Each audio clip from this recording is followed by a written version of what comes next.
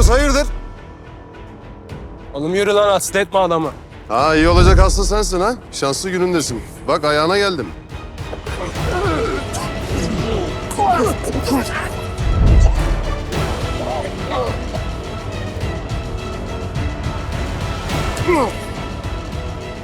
Kimsin lan sen? Doktor Doğan Ancıoğlu. Söyle patronla yanlış adamın yolunu kestiniz. Bir daha olmasın.